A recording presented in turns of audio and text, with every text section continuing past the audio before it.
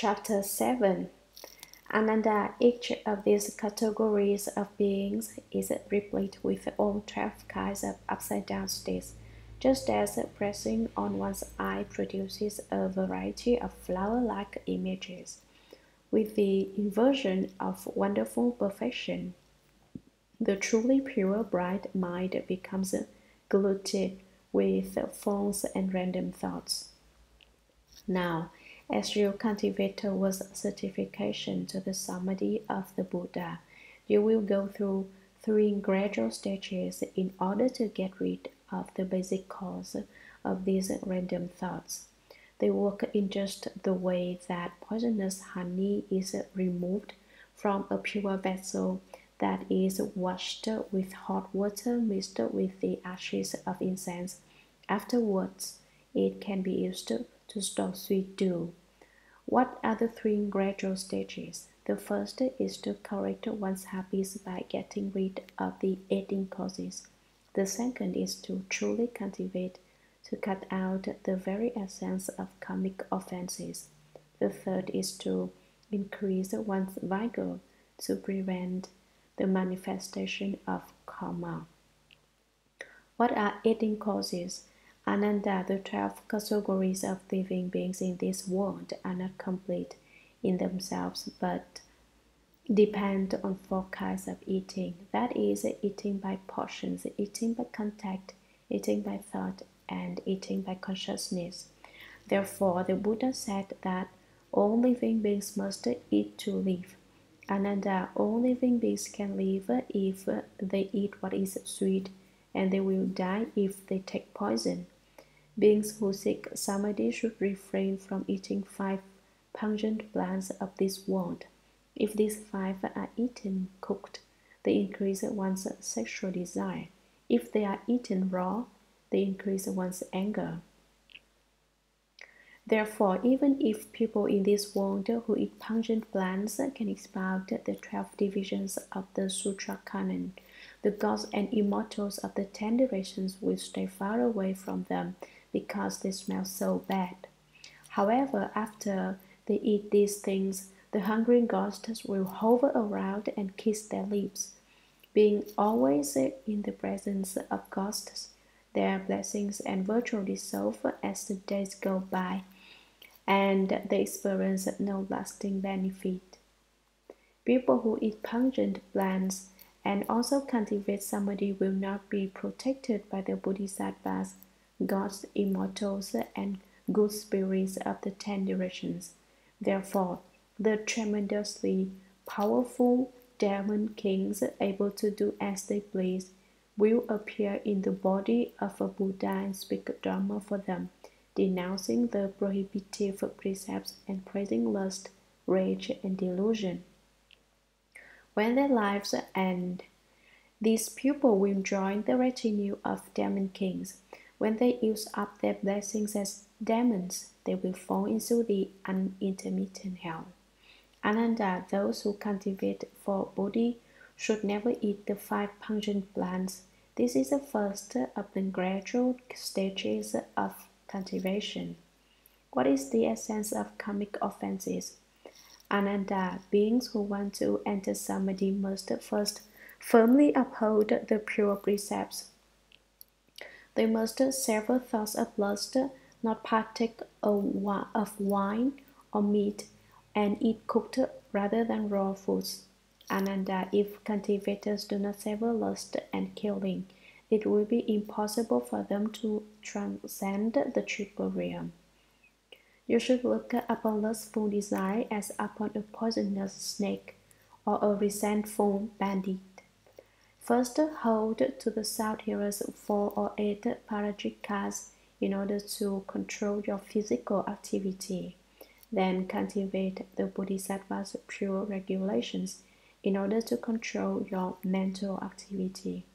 When the prohibitive precepts are successfully upheld, one will not create karma that leads to trading places in rebirth and to killing one another in this world.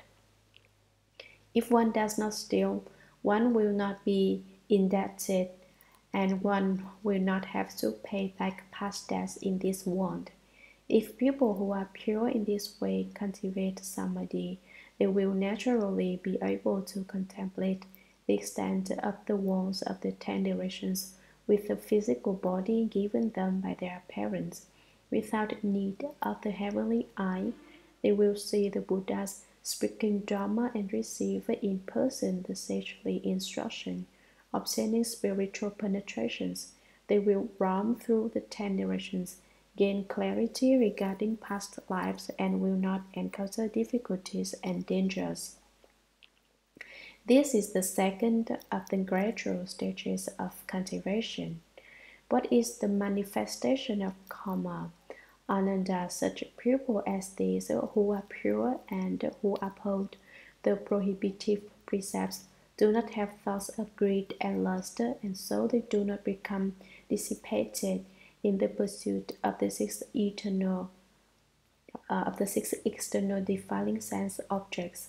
Because they do not pursue them, they turn around to their own source without the conditions of the defiling objects. There is nothing for the sense organs to match themselves with, and so they reverse their flow, become one unit, and no longer function in 6 ways. All the lands of the 10 directions are as brilliantly clear and pure as moonlight reflected in crystal. Their bodies and minds are blissful as they experience the equality of wonderful perfection, and they attain great peace. The secret perfection and pure wonder of all the first ones appear before them. These people then obtain patience with the non-production of dharmas. They thereupon gradually cultivate according to their practices until they reside securely in the sagely positions. This is the third of the gradual stages of cultivation. Ananda, these good pupils' emotional love and desire are withered and dry. The sense organs and sense objects no longer match, and so the residual habits do not continue to arise. By means of their complete wisdom, they understand that attachments of the mind are forms. The bright perfection of their wisdom nature shines throughout the 10 directions, and this initial wisdom is called the stage of dry wisdom. Although the habits of desire are initially dried up, they still have not merged with the first common flow of Dharma water. Then, with this mind centered on the middle, they enter the flow where wonderful perfection reveals itself. From the truth of what wonderful perfection, there repeatedly arise wonders of truth. They always dwell in the wonder of faith until all false thinking is completely eliminated and the middle way is totally true.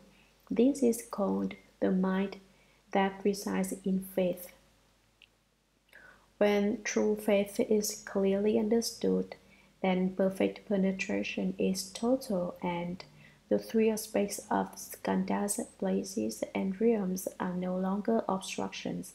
Then all the habits throughout innumerable compass of past and future, during which they abandon bodies and receive bodies, appear to them now in the present moment. This good pupil can remember everything and forget nothing. This is called the mind that resides in mindfulness. When the wonderful perfection is completely true, that essential truth brings about a transformation. They go beyond the beginningless habits to reach the one essential brightness. Relying solely on this essential brightness, they progress toward true purity. This is called the mind of Vigo. The essence of the mind reveals itself as total wisdom. This is called the mind that resides in wisdom. As the wisdom and brightness are held steadfast, a profound stillness pervades. The stage at which the majesty of this stillness becomes constant and solid is called the mind that resides in samadhi. The light of samadhi emits brightness. When the essence of the brightness enters deeply within, they only advance and never retreat. This is called the mind of irreversibility. When the progress of their minds is secure, and they hold their minds and protect them without loss, they connect with the life breath of the first commons of the 10 directions. This is called the mind that protects the Dharma. Protecting their light of enlightenment, they can use this wonderful force to return to the Buddha's light of compassion and to come back to stand firm with the Buddha. It is like two mirrors that are set facing one another, so that between them the exquisite images interreflect and enter into one another layer upon layer. This is called the mind of transference. With this secret interplay of light, they obtain the Buddha's eternal solidity and unsurpassed wonderful purity. Dwelling in the unconditioned, they know no loss or dissipation. This is called the mind that resides in precepts. Abiding in the precepts with self-mastery, they can roam throughout the 10 directions, going anywhere they wish. This is called the mind that resides in vows. Ananda, this good pupil, used honest expedients to bring forth those 10 minds. When the essence of these minds becomes dazzling and the 10 functions interconnect, then a single mind is perfectly accomplished. This is called the dwellings of bringing forth the resolve. From within this mind, light comes forth like a pure crystal, which reveals pure gold inside. Treading upon the previous wonderful mind as a ground is called the dwelling of the ground of regulation. When the mind ground connects with wisdom, both become bright and comprehensive. Traversing the 10 directions and without obstruction is called the dwelling of cultivation. When their conduct is the same as the Buddha's and they take on the demeanor of a Buddha, then, like the intermediate skanda body searching for a father and mother, they penetrate the darkness with a hidden trust and enter the lineage of the first come one. This is called the dwelling of noble birth, since they ride in the womb of the way and will themselves become enlightened heirs. Their human features are in no way deficient. This is called the dwelling of endowment with skill in means. With a physical appearance like that of a Buddha and a mind that is the same as well, they are said to be dwelling in the rectification of the mind. United in body and mind, they easily grow and mature day by day.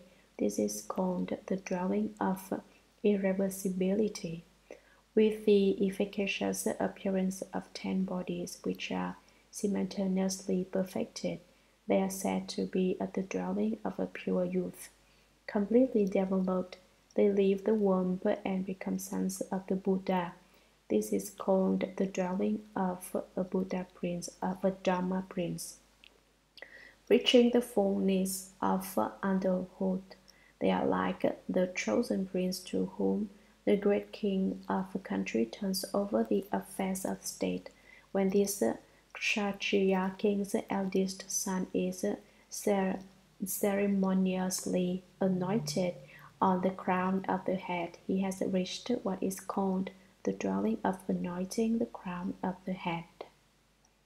Ananda, after these good men have become sons of the Buddha, they are replete with the limitlessly many wonderful virtues of the first come ones, and they comply and accord with beings throughout the 10 directions. This is called the conduct of happiness. Being well able to accommodate all living beings is called the conduct of benefiting. Enlightening oneself and enlightening others without putting forth Any resistance is called the conduct of non-opposition. So undergo birth in various forms continuously to the bounds of the future, equally throughout the 10 periods of time, and pervading the 10 directions is called the conduct of endlessness. When everything is equally in accord, one never makes mistakes among the various Dharma doors. This is called the conduct of freedom from deluded confusion. Then within what is identical, myriad differences appear. The characteristics of every difference are seen, one and all in identity.